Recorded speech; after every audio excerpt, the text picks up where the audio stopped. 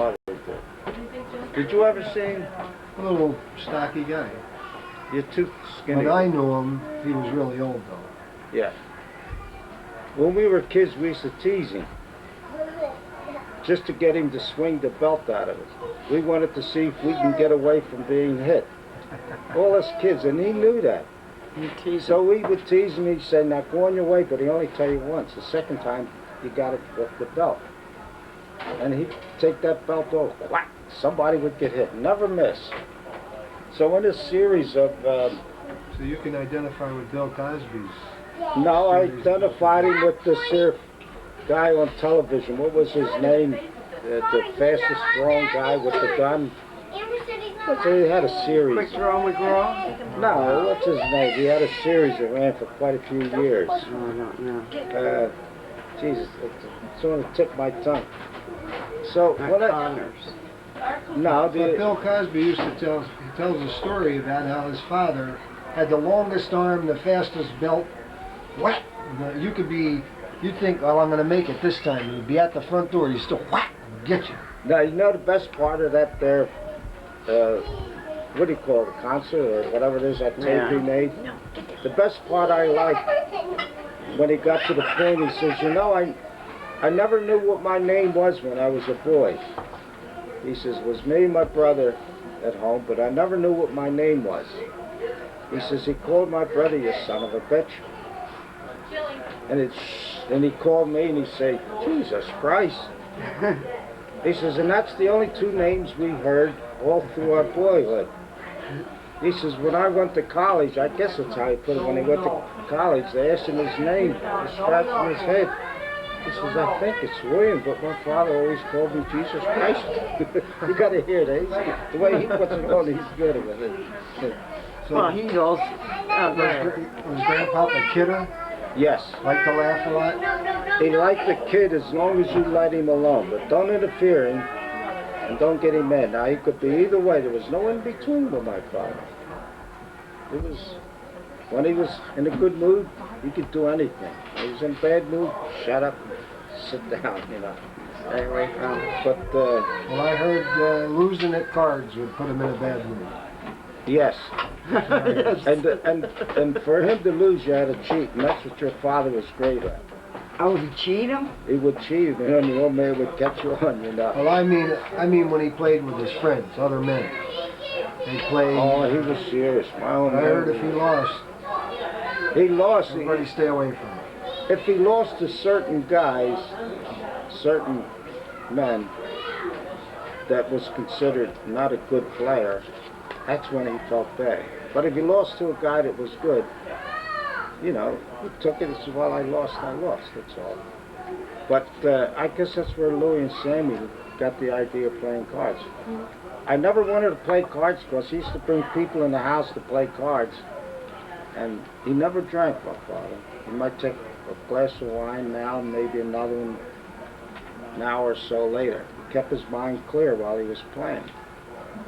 But if he lost to certain guys, and he considered these certain guys not good players, that's when he was annoyed. But if he lost to a good player, I'll get him the next time. That was his attitude.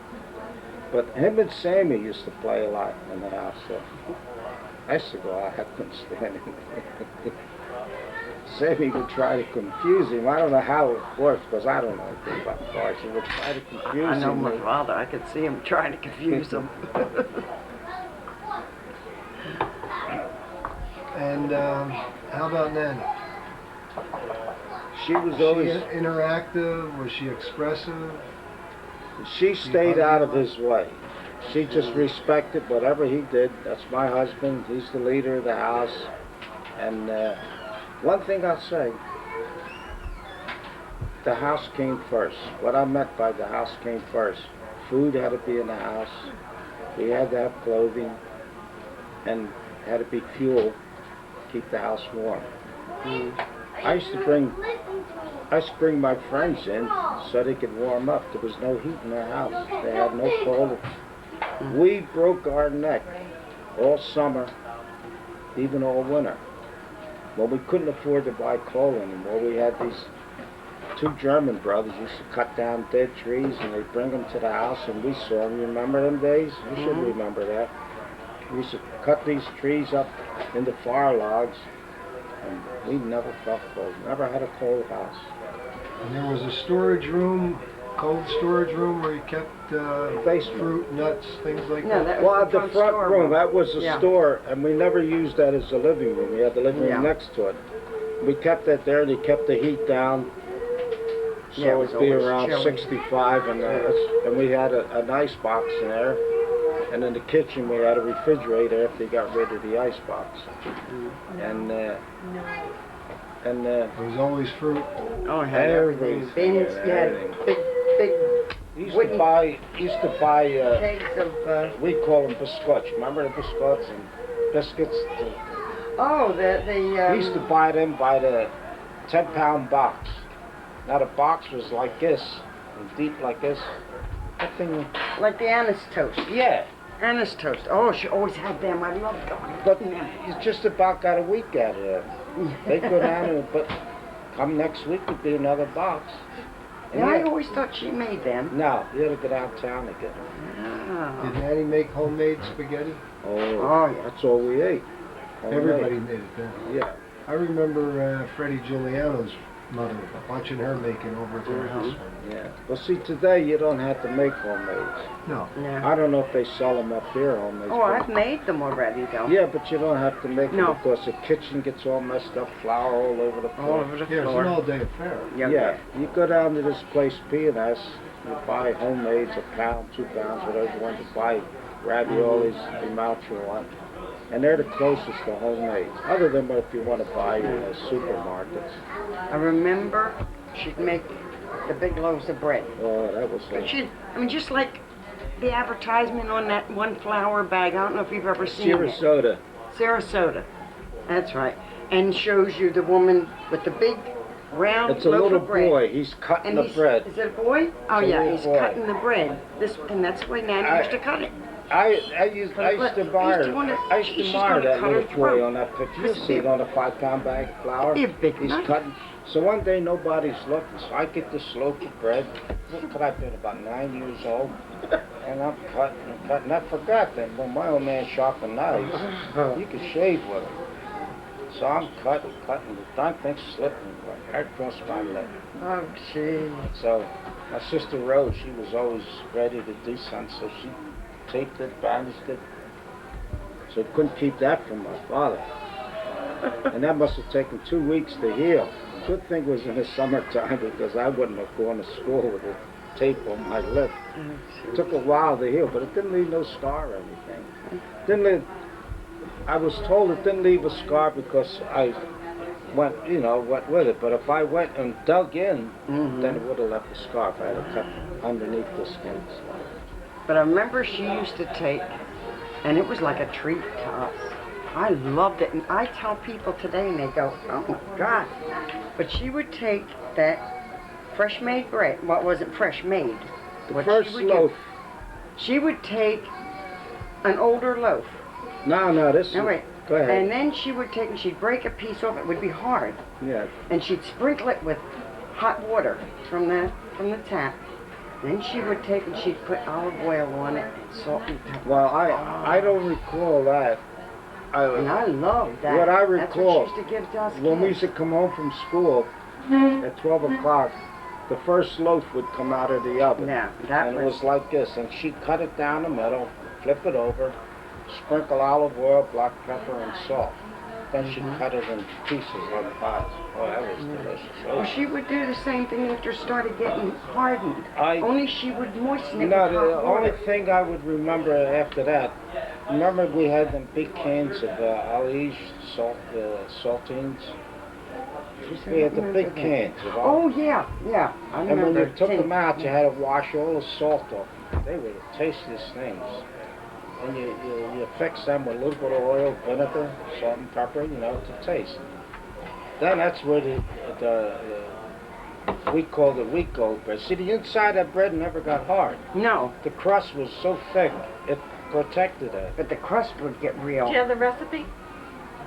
No, Oh no, God, I would yes. love to have that recipe. I don't have that. I remember on a Sunday night, she would, Would any of your sisters have a recipe? Rose should know. She was the best cook, Rose? Well, Rose was the last one to make the bread in the house. Yeah, she used Because I to. remember I used to run across the Right, street she on a should Sunday know. night and buy a cake of yeast.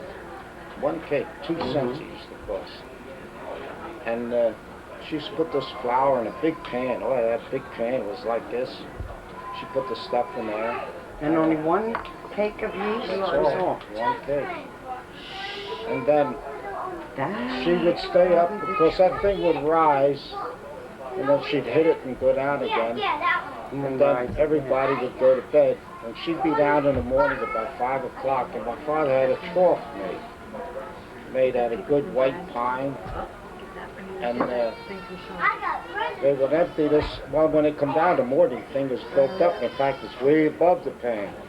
So they hit it again, and it goes down. Then they put it in this trough. Now, I don't know if they added more flour or what, but they're punching away, deep in meat. It took about maybe a half hour, 3/4 of an hour. And then the dining room table, she would put maybe 3-4 layers of sheets, white sheets. And then under the layers, she put a blanket. Then put about 3-4 layers of white sheet. And then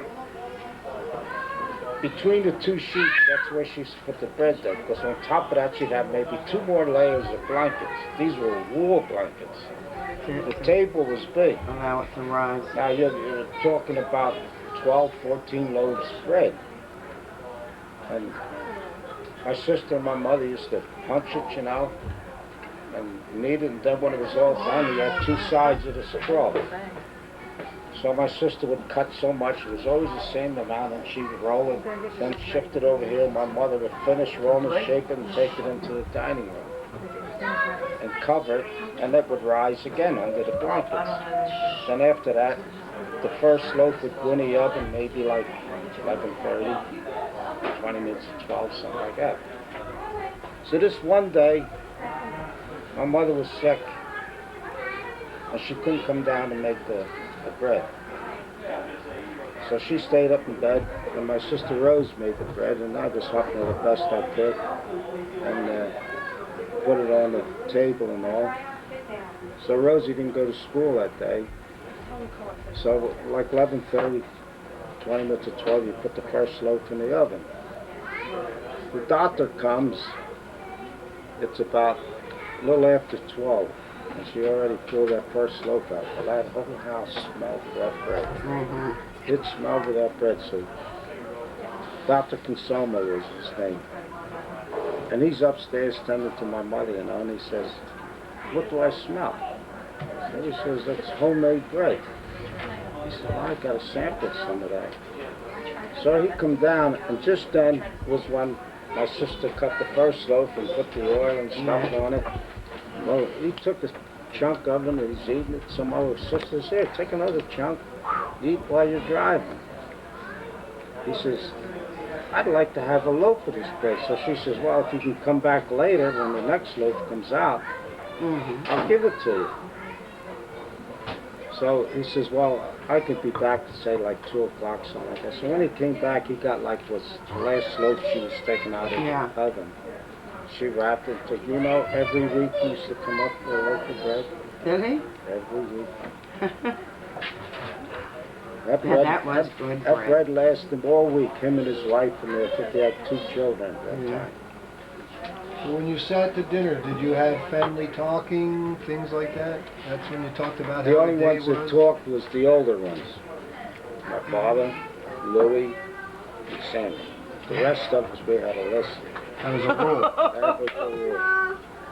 They did the talking. Well, they talked business, Anything, whatever the subject was, they... and what the women were not allowed to talk. That wouldn't Well, be my a good sister girl. Rose, she was a little older than, you know, closer to their age. And she would say something and, "It's not your turn." The old man was strict, "Not your turn." I don't know how he said it, but I couldn't say anything, I was too young. And I didn't want to say anything. Well, it didn't concern me, you know. I just wanted to get up from the table, but you couldn't get up from the table. Oh, you had to stay till everybody was You done? had to stay until the old man says, okay, you can get up. Now, when they had feast meals, you had all, I remember all different kinds of meats. Like she would make spaghetti sauce, Nanny, and she would have meatballs in there. She would have Chicken, pieces of chicken. pork. She would have pork. I mean, Well, she wouldn't have pork and meatball and chicken all at one time. She did have meatballs and pork, or meatballs and chicken. I don't think, other at like than... Christmas or Well, no, Easter even and like them. What did weekends, do she then? would make. It seemed to me there was more than two types of meat. No, yes, well, you used to see like every Sunday they'd have veal cutlets. Yeah. Well, everybody had veal cutlets. It was cheap then. Mm-hmm. You know, $1 a pound. It's not like now, $7, $8 a pound. And that's all you smelled on a Sunday. Everybody cooking veal cutlets along with their spaghetti dinner, or I know we had roast chicken a lot. But you know the day I liked the best in my house? What's that? Friday. Now, what did you have on Friday? See, my mother was an expert when it came to cooking fish. And naturally, when a family's big, you know, you have to cook in a way that it's plenty of food for everybody. Yeah. Well, she used to get a real big fish. I don't know what kind it was, but it was big, but she knew how to clean it and all that stuff. And put it in this pan, and she would put potatoes, cut them in half, put potatoes, onions. Oh, I can't remember all the stuff. But boy, when that came out, it was delicious. Along with that homemade bread, boy, you just enjoyed yourself, and I look forward to that. Now, there was two brothers. Wait till you hear this sorrowful story. There was two brothers that my mother and father raised in Atlantic City. And the one brother, they both came from Italy. You're going to hear a pitiful story about it. The two brothers, this one brother looked like Basil Rathburn. Real handsome looking fellow he was. Tall. And his older brother was named Nick. Now Nick was forbidden to go back to Italy. I don't know what the score was. But he had a wife over there, and she was of Irish descent. And they had a daughter. Now, she was getting old, or she was sick. I think that's what the score was. So if anything happened to her, the daughter had nowhere to go. So they were concerned about the daughter. But the father, I don't know what he did. If he set foot in Italy, he'd be arrested, put in jail. And when they put you in jail over there, it's like throwing a key away. So, so the brother, Basil, says, well, I'll go to Italy and I'll pick her up and bring her here. But she was at that time, from the way I understand, about 19, 20 years old. Might have been a year younger, I don't know.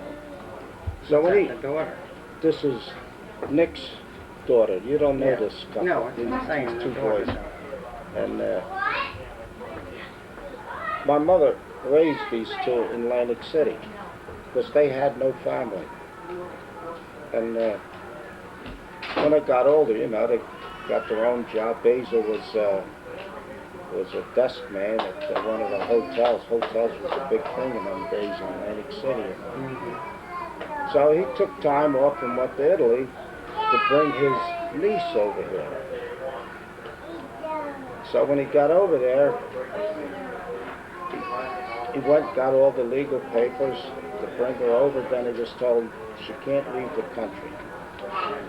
The only way she could leave this country if she marries an American citizen. Now, he was an American citizen. So he said, well, it looks like I'm the loser. I can't take my niece out of here. He said, I can't marry my niece. Somebody over there told him, marry her. Get her out of here. Then when you're over in America, it's all. She's on her own. Let her get her own boyfriend and live that way. So he listened to these people. So he marries her. You should have seen this girl. She was beautiful. I used to see her a lot every time I went to Atlantic City. They got married. They allowed her to leave Italy, came to the United States. They fell in love. So they were, you know, Nick says to his brother, he says, okay, he says, now let's arrange and get this marriage annulled and all that stuff. So my daughter could live a life. Oh, she says, we're in love. Now, uncle and niece is in love. And they stayed in love. So they had the first child. She was a girl. And boy, it was beautiful. The girl was pretty. And she was normal. Then they had a boy, but he was all crippled. All crippled, girl. Then she had another boy, and it was the same thing, all crippled. Well, they lived, the first boy lived to about 10 years old.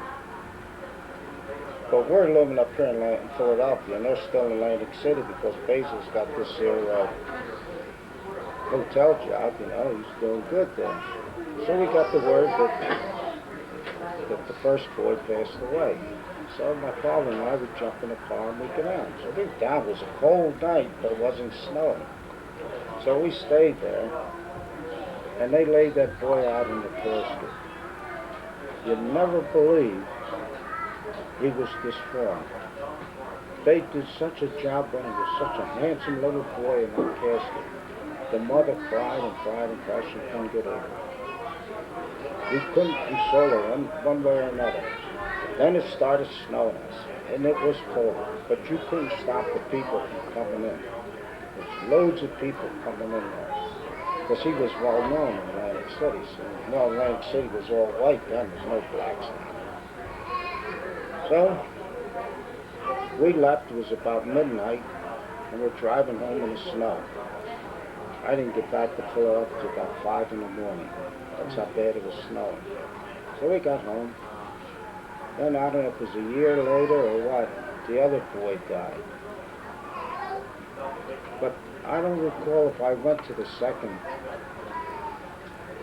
funeral. But then the last I heard after that, you know, she went out of her mind. But you should see this woman. She was a well-developed woman, beautiful. What happened And her to the husband two was her brothers? uncle, and then they fell in love. When they got here, they didn't want the marriage and all. Did Nick accept that?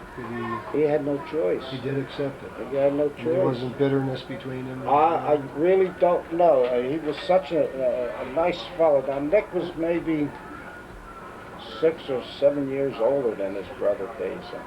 Now, Now, Nick, there weren't laws back then about against marrying. they didn't know over there that they were uncle and niece. They didn't know. So when they come back here, it wasn't Although known here even. what I don't believe that because his name and his brother's name was the same. Yeah. Yet I don't know how that happened, but that's the only way she was able to get out of. Because there was no quota to bring more people into the United States. They closed the door on it. So, So tell me more about your brothers and sisters. Who was the jokester? Sammy was always a joke. He was the funny guy? He was the funny guy. He always did different things like Pranks. he'd see like a magical trick done in the movies, and he'd come home and he'd try it. One thing I do remember, he learned to play the mouth organ, harmonica. I didn't know that. Yeah, he learned to play that. So he used to say, it's easy to play, but I don't want you to put it in your mouth. He says, after all, an organ only supposed to go in one person's mouth. So we had a little rubber tube. And he'd say, when I tell you to blow, you blow. When I tell you to inhale, you inhale. And he would slide that along the keys and make them play music. Oh, gee. I wonder if he remembers that. You got to ask him that. I Well, remember he never that said a too. word about being able to play a harmonica. Yeah, I wonder if he... So who was the storyteller in the family? Well, Louis and Sammy were great for that. Squirty wasn't bad either. Well, he was As he got after us, older. yeah. Yeah. It was after You're us. not bad either, but you were younger Yeah. Well, I was telling stories. That's how I got that name, Sisyphus Kleenex, when I was babysitting when they were little kids. But when you were younger, you weren't allowed to tell stories. Not around the Not table. around the table, no. Because it's too young. He was too young, only the older ones. Only Louie and my Well, father. Louie and Sammy were the only ones who Grandpa could were allowed talk. to talk at the dinner. And occasionally You my listen. Aunt Rosie. You listen. Yeah, so you sit. You sit there and listen. Stop your time. You were the oldest. That's your time. The to oldest talk. males could talk. Could you tell that to your children? Listen. So let's see. Who was the peacemaker in the family? If there was a, Now, other you than, asked a good question. See, I'm trying to think now. I know I mean, that. other than Nanny or Papa. Yeah, Well, my of the mother was kids. the one that would always soothe things over rather than see any friction of any kind. She was the one. How that about soothed- among the kids? Who was the peacemaker among the Who did kids? everybody get along with? Well, we all got Jerry along. Well, Jerry died in 1934, so there wasn't much. Died the year I was born. How old was Jerry when he died? He's 20. pretty- He would have been 21 in March of that He was year. young. Well, Nick was the peacemaker when he was home, but Nick was never home. He was always gone. He had an even temperament. Who? Nick. Oh, Nick was very, very soft-spoken. He was all my mother. Very sweet. To get Nick, even today, to get Nick mad, you got to do a lot. You got to do a lot.